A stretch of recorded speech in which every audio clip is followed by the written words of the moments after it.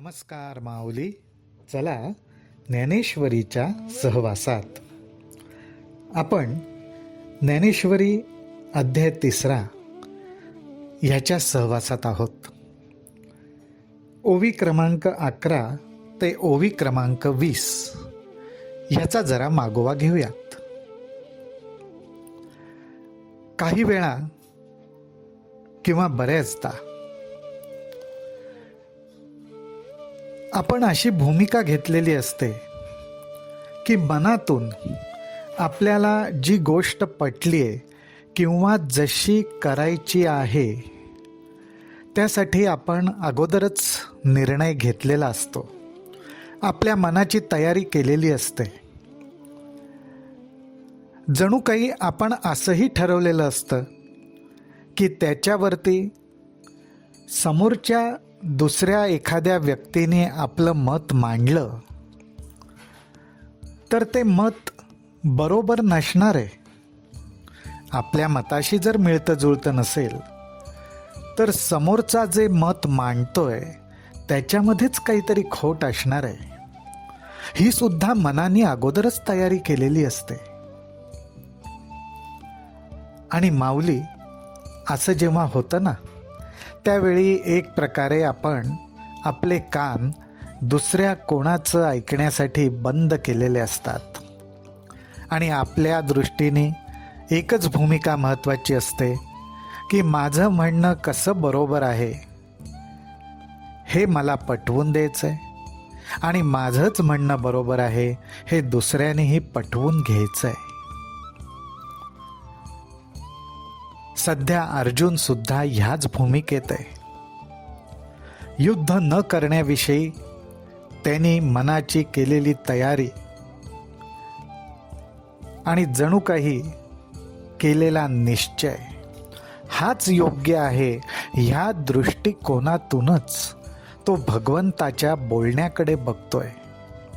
भगवंतांनी केलेल्या उपदेशाचा सुद्धा अर्थ त्याला त्याच्या मनासारखं जे करायचं आहे त्या दृष्टीने तो लावून घेतोय आणि त्यामुळेच तो अजून आपल्याला युद्ध करायचं आहे ह्या भगवंताच्या मताशी ऐक्य पावत नाहीये. आणि त्या दृष्टीनेच हा संवाद आता पुढे चालू आहे.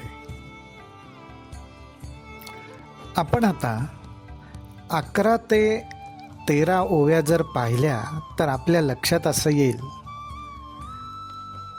की मला जे करावंसं वाटतंय त्याच्याशी भगवंतांचं बोलणं मिळतं जुळतं नाही आहे. तेव्हा भगवंतांच्या बोलण्यामध्येच अर्जुन खोट काढायला लागला. अर्जुन श्रीकृष्णांना म्हणतो की मला असं वाटलं होतं की तुम्ही मला नीट समजावून सांगाल आणि तू सांगशील त्याप्रमाणे मी वागीन, परंतु मला आश्चर्य असं वाटतंय की तुझ्या उपदेशामध्ये गुंतागुंतच जास्त आहे आणि ती गुंतागुंत जास्त असल्यामुळे आता माझ्यात विवेक निर्माण होईल आणि त्या विवेकाच्या आधाराने हे श्रीकृष्ण मी योग्य निर्णय घेऊ शकेन, माझ्या विचारांना योग्य दिशा मिळू शकेल असं काही दिसत नाही. श्रीकृष्णांनी एवढ्या सहजपणे सरळसोट केलेला उपदेश पण त्याच्यात सुद्धा अर्जुनाला गुंतागुंत दिसतेय आणि ती गुंतागुंत दिसण्याचं कारण एकच, अर्जुनाने मनातून ठरवलेली भूमिका की जी सोडायची नाही.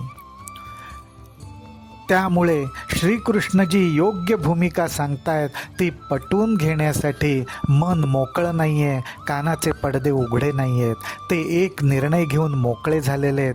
त्यामुळे काही आपल्याला ऐकायचं आहे आणि त्यातून आपल्या मनातल्या विचारांना दिशा द्यायची या भूमिकेतच अर्जुन नाही आहे. त्या उलट अर्जुन श्रीकृष्णांना असं म्हणतो, आता ऐसिया परी बोधिसी. ऐसिया परी म्हणजे जिथे आमच्या मनामध्येच गुंतागुंत होते, गोंधळ होतोय. ऐसिया परी बोधिसी तरी निके आम्हा करिसी, एथ ज्ञानाची आस कायसी, अर्जुन म्हणे. या ठिकाणी ज्ञानोबा रायांनी अर्जुनाच्या मनातील भाव बरोबर टिपलेले आहेत. अशा परिस्थितीत एखाद्याला वाटावं की माझं म्हणणं समोरचा मानित नाहीये, त्यापेक्षा वेगळंच काहीतरी मत देतोय, हा माझी परीक्षा तर बघत नाहीये. आणि हीच शंका अर्जुनाच्या मनात आली. आणि अर्जुन श्रीकृष्णांना म्हणतो, तरी ये जाणीवेचे कीर सरले, परी आणिक एक असे जाहले, जे थिते हे डहुळले मानस माझे. तुझा उपदेश ऐकून माझं मन तर ढवळून निघालंय. देवींची श्रीकृष्ण आहे तुझे, त्याचप्रमाणे हे तुझं बोलणं आहे श्रीकृष्णा. देवींची श्रीकृष्ण आहे तुझे, चरित्र काही नेणीजे. तुला नक्की काय करायचंय माझ्याबरोबर हे मला समजत नाहीये.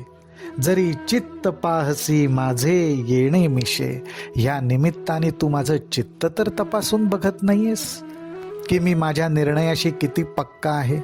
म्हणजे अजून सुद्धा अर्जुन आपण केलेल्या विचारालाच धरून आहे. सर्वसामान्यपणे आपल्या प्रत्येकाला लवकरात लवकर आपल्या मनासारखं व्हावं, लवकरात लवकर माझा जो विचार आहे, माझं जे मत आहे, त्याला सगळ्यांनी अनुमती द्यावी, संमती द्यावी, हे कुठे ना कुठे आपल्या प्रत्येकाला वाटतच असतं. आज अर्जुन सुद्धा ह्याच भूमिकेत आहे. आणि हीच त्याची भूमिका आपल्याला ज्ञानेश्वरी 3ऱ्या अध्यायातल्या या 16 ते 20 ओव्यांमध्ये दिसते. तो अर्जुन श्रीकृष्णांना म्हणतोय की श्रीकृष्णा, अरे केवळ माझं बोलणं टाळायचं, आत्ता काही बोलायला नको म्हणून टाळण्यासाठी तर तू काहीतरी वेगळाच उपदेश तर करत नाहीयेस ना.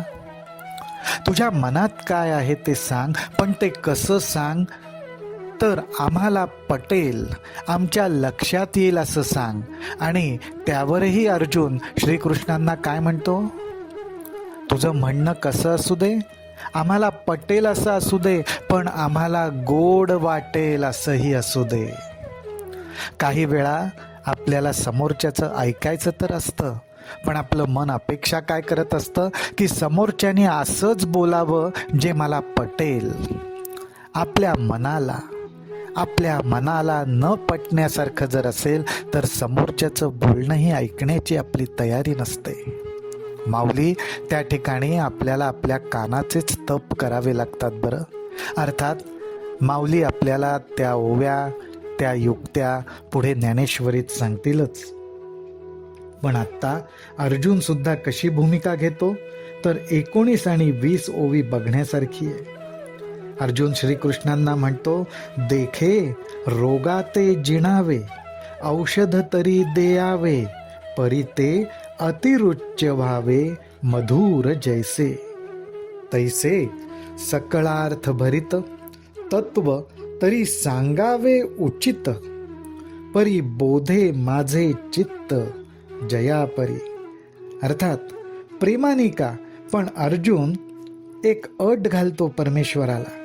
आणि ती अट घालताना ज्ञानोबाराय आपल्यासाठी दृष्टांत सांगतायत तो असा की रोग जिंकला जाईल, रोग बरा होईल, माझं आजारपण दूर होईल. असं औषध द्यायचं असेल तर तेच दे, पण ते कसं दे की जे अत्यंत गोड आणि रुचकर लागेल. ही ती अट आहे. म्हणजे तू मला माझं हित काय आहे ते सांग, पण ते कसं, ते मला पटलं पाहिजे, आवडलं पाहिजे. पण माऊली, बऱ्याचदा आपलं हित जे असतं ना ते मनाला पटेल आणि आवडेल असंच असेल असं नाही बरं का. हेच जणू काही ज्ञानोबारायांना इथं सांगायचं आहे. पण अर्जुन आत्ता त्या भूमिकेत नाहीये. अर्जुन ही अट परमेश्वराला सांगतोय की तू उपदेश कर ज्याच्यात माझं हित आहे, पण तो मला कानाला गोड लागू दे, अतिरुचकर लागू दे, माझ्या मनाला त्यांनी आनंद होईल असा असू दे, असा उपदेश कर. आणि मग तो योग्य विचार मला सांग.